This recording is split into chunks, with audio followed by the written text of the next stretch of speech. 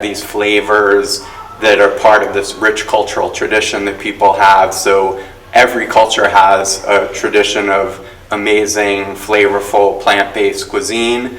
And if you tap into that, you open up this whole world of creativity. Like, it's really a myth. People think like, oh, if I go vegan, I'm gonna be eliminating this, I won't have this, I'm gonna restrict myself from that. But what actually happens is you wind up looking outside of the typical go-to meals, and you start exploring like the flavors of Thailand and India and China and Morocco, and like all of these incredible flavors open up. So that's what I like to show people, like little simple things like creating spice blends. That's one of my, I travel doing these 10-day trainings and chef trainings and immersions, and I encourage people to make spice blends. So you can have an Ethiopian blend, a Moroccan blend, an Italian blend, an Indian blend, a Mexican blend. And so you could turn the same soup or casserole or grain dish into this whole array of world cuisine just by changing the spice blend. So that's really where I like to go with it. And as far as holidays, it's just, we've come so far in our ability to create healthy, satisfying, down-home, foods, so that a lot of people, they have this idea like, well, I have to have these meat products for my holidays. And when you look further, it's like that's part of their tradition, their family, their grandparents is passed on. And so there's ways to create these plant-based alternatives that are really flavorful. Yeah, and it's so awesome because we really can have a paradise planet with a totally healthy generation. And one step at a time. We have the support of Ban Ki-moon. I was working on a publication and they sent me a message, and they just said, we are building together a better world for all. And since 2010, the United Nations has urged every nation to prioritize a global shift to this healthy way of living.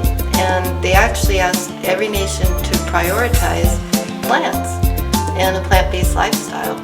So we do care about the ocean, and to see a thriving community where we have fresh air and drinkable water and ample foods. And when you switch over to a seed-bearing plants and you realize, wow, saving these seeds and planting trees creates this amazing abundance and fresh air and all sorts of amazing foods.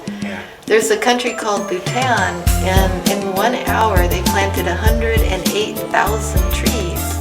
And this is so awesome. The country is now free of the carbon and harsh greenhouse gases. So if they could do it, I think the US could definitely do it, and other countries around the world. So when you plant a tree, it brings fresh air, it brings ample food, and so we'd like to invite everybody out there. There's Adopt a Tree programs in many neighborhoods, and $1 million tree campaigns. Look one up in your neighborhood, and even just the simple act of saving seeds and then sprinkle them out there. The birds love them. It creates an abundance. So have you heard about Bhutan? And yes. Isn't it amazing? Yeah, the shift is definitely happening. I think a lot of us can get caught up in the news that's not really tapping into this shift, and though when you look further, there's a lot of signs that we're on the cusp of a major transformation, and it's really, I think it's necessary for survival on the planet for us to make this shift. And I also, for me, it doesn't have to be an all or nothing thing. A lot of people, the idea of just going 100% plant-based might be intimidating, and so I really encourage people, just begin with where you are, and even if it's 1 meal a week or 2 meals a week, just make some changes to include more plants in your diet, and your body will definitely urge you on. And the ripple effect is so crucial for preserving the resources that we have. Yeah, it's like step by step, wherever you happen to be, just take one step. And there's something, I love technology and golden age technology, and there's something called tower gardens, and within 2 to 4 weeks you can have this amazing hydroponic garden right at your doorstep and grow up to 150 different types of plants, from berries, you name it, greens, and then you can make a smoothie right outside your door. Yeah. What do you think about this? To me, that it's amazing. I've known about tower gardens for a few years, and I think that's another technology that's going to be crucial for us to meet the needs of a growing population, and being able to do like urban forests, and for able to bring fresh organic food into inner cities and places where we don't really have access to it. So I love the whole concept of the tower gardens, and to me it's a big part of what needs to happen. Yeah. In Miami, they have something called Wynwood, and it's an artist center, and they started a little park with a garden and herbs, and they've got a little walk-up cafe. So it's sort of like living art when you start to look at the beauty of nature all around us. And as you adapt to more plant-based foods, you realize how amazing the earth is. And we really have an abundance when you recognize it. There's something called wheatgrass and moringa, which is a miracle tree, and people are getting more into these superfoods. Can you talk a little bit about some of the superfoods and how you can enhance your recipes with them? Sure. Well, the idea with superfoods is you look at another way of saying it is high nutrient density. So they're foods that have a higher level of nutrients per mass than other foods. So, like for instance, like you mentioned moringa, or like berries and seeds like hemp seeds and chia seeds. They have these condensed nutrients, and so it's very easy to incorporate them into your diet, especially in smoothies. So I personally like to keep some like cacao and hemp seeds and chia seeds on hand, and goji berries, which is another superfood, and you could just easily add that into a morning smoothie. Yeah. And then as a vegan chef, Mark is a specialist at what we would call guilt-free desserts and cookies, all sorts of snack foods. And they say to live for as opposed to dieting, because when you think about dieting, it's not much fun really to go on a diet. When you think about celebrating life and choosing meals that are healthy and balancing and nourishing at the same time, it's really a lifestyle and it's fun.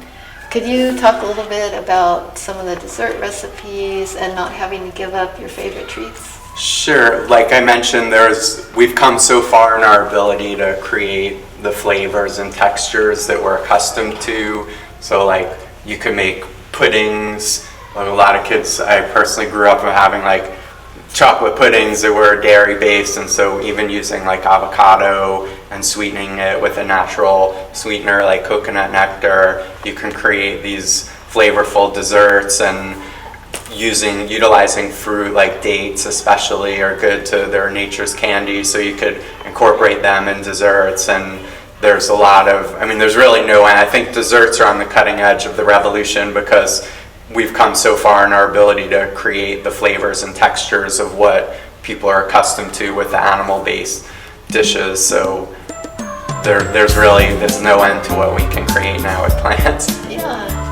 And I know you're also friends with Dr. Neil Bernard, and Dr. Neil Bernard helped to write, was it the foreword? Dr. Bernard wrote the foreword to my last book, which was called The Soups Book. It was called 30-Minute Vegan Soups On, which I'm promoting as vegan soups for the chicken soul. And I just received an endorsement from him for this upcoming book, Healing the Vegan Way. Yeah. It's so awesome. They also have a program through the Physicians Committee called the Enrich Act, and that's helping physicians learn about nutrition. And so it's really awesome. Hippocrates, we have so many, he's considered the father of holistic wellness. We have a really amazing models and mentors, Ann Wigmore, Hippocrates, and so many vegan chefs now. And so they can go online and sign up for Mark's school. It's a great way to kind of get into the flow. And who are your role models, like when you first started?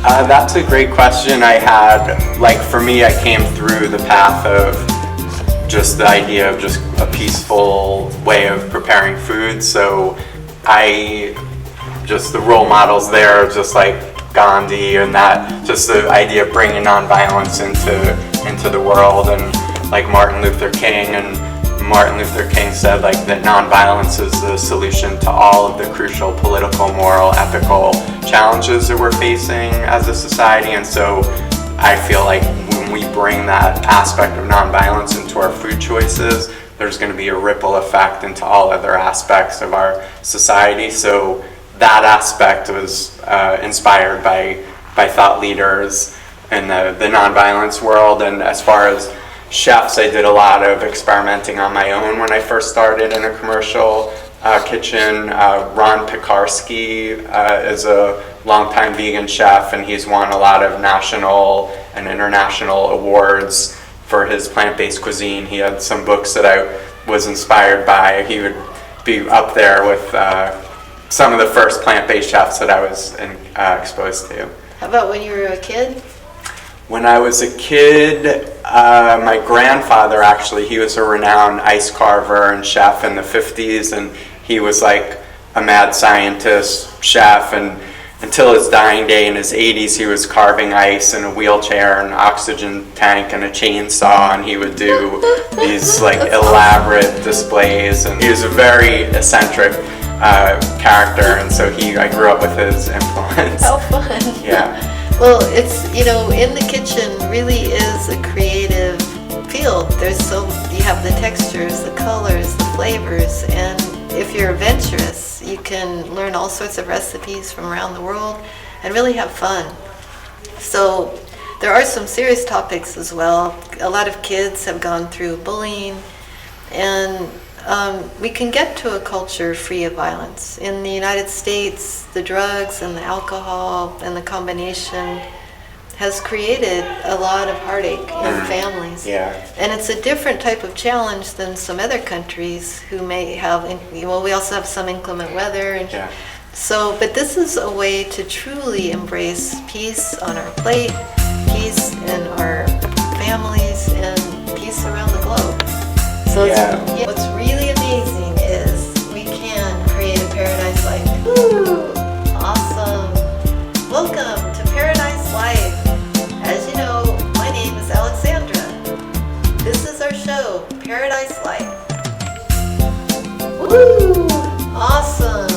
Paradise Life. Paradise Life. As you know, my name is Alexandra.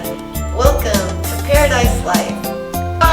Woo! Awesome Paradise Life! Woo! Awesome Paradise Life! Woo! Awesome Paradise Life! Woo! Awesome Paradise Life! Woo! Awesome Paradise Life! Woo! Awesome Paradise Life! Woo! Awesome Paradise Life! Woo! Awesome Paradise Life! Woo! Awesome Paradise Life! Woo! Awesome Paradise! Woo! Awesome Paradise Life! Woo! Awesome Paradise Life! Ooh! Awesome Paradise Life! Ooh! Awesome Paradise Life! Awesome Paradise Life. Tiffany.